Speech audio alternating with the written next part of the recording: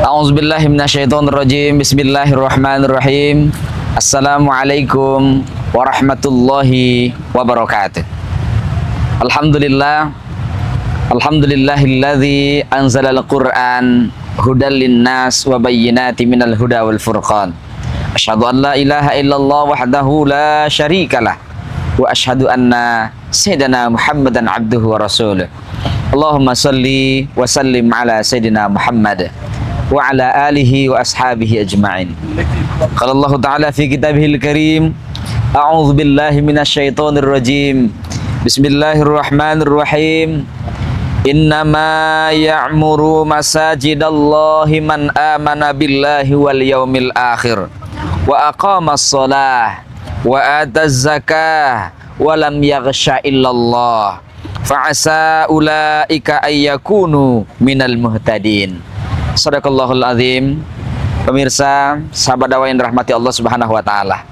Kita bersyukur Allah masih menganugerahkan hati kita mencintai rumahnya Allah, yaitu mencintai Baitullah, mencintai Masjid Allah, mencintai semua yang Allah ciptakan untuk kita semua sebagai landasan sujud kita kepada Allah Subhanahu wa taala. Oleh karena itu, ungkapan indah kita adalah subhanallah walhamdulillah wala ilaha illallah wallahu akbar. Maha suci Allah yang menjadikan alam semesta terhampar luas dengan semua keindahannya, yang Masya Allah, Subhanallah, Maha suci Allah yang menjadikan seluruh bumi-bumi Allah ini sebagai tempat sujud, termasuk Allah menjadikan Maha suci Allah yang menjadikan masjid sebagai tempat sujud terbaik, sebagai tempat sujud yang Allah muliakan, dan Allah akan meninggikan derajat siapa yang sujud. Pemirsa yang dirahmati Allah Subhanahu wa taala, selanjutnya mari kita bersolawat kepada Habibinal Karim Muhammad sallallahu alaihi wasallam. Sallallahu ala Muhammad sallallahu alaihi wasallam. Sallallahu ala Muhammad sallallahu alaihi wasallam. Ya Nabi salam alaika, ya Rasul salam alaika, ya Habib salam alaika, salawatullah alaika. Pemirsa yang dirahmati Allah, Rasulullah mengajarkan kita bagaimana mencintai masjid Allah, bagaimana mencintai tempat sujud terbaiknya. Oleh karena itu, mari kita perbanyak selawat ini sebagai bentuk kecintaan kepada beliau.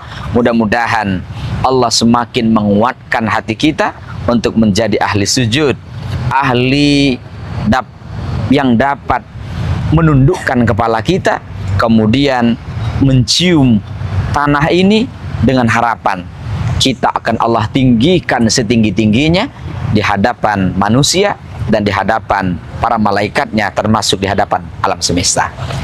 Pemirsa yang dirahmati Allah Subhanahu wa taala, tema kita kali ini adalah pelajaran dari masjid. Kita tahu masjid adalah tempat sujud, dan itu merupakan bangunan yang Allah perintahkan kepada Nabi Muhammad untuk mengajarkan kepada kita semua tempat yang mulia, tempat yang terbaik untuk kita jadikan sujud kepada Allah Subhanahu wa taala, dalam rangka menciptakan untuk orang sujud. Walaupun masjid tidak satu-satunya untuk orang sholat, tetapi semua fungsi-fungsi masjid ini hendaknya mengarah kepada sujud kepada Allah Subhanahu wa taala.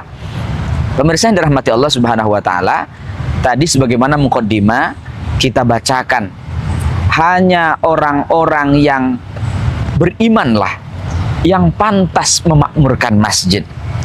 kemudian mereka adalah orang yang mendirikan sholat, mereka juga adalah orang yang menunaikan zakat.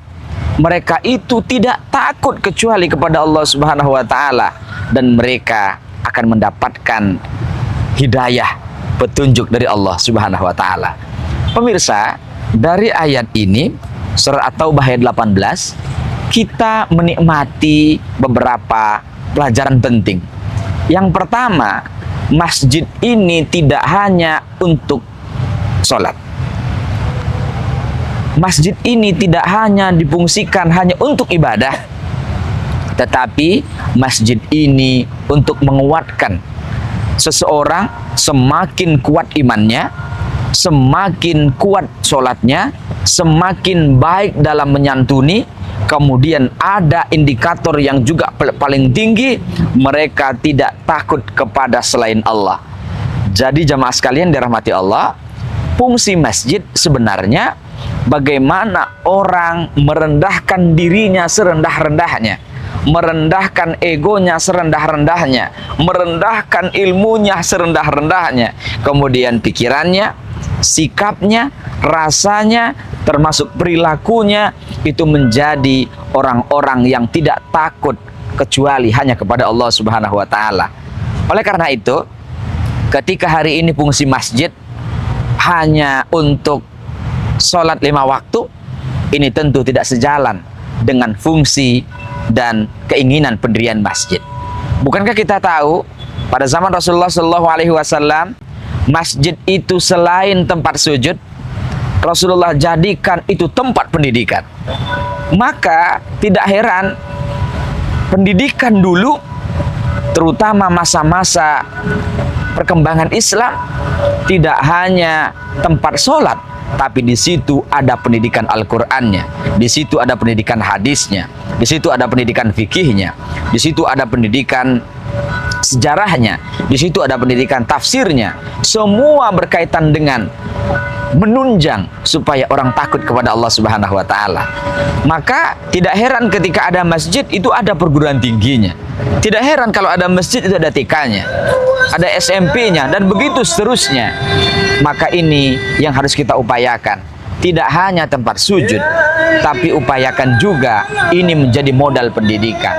Ayo kita siapkan masjid-masjid kita untuk menjadi peletak dasar anak-anak kita, cucu kita, generasi-generasi penerus bangsa kita, untuk mereka tunduk dan patuh hanya kepada Allah Subhanahu wa taala.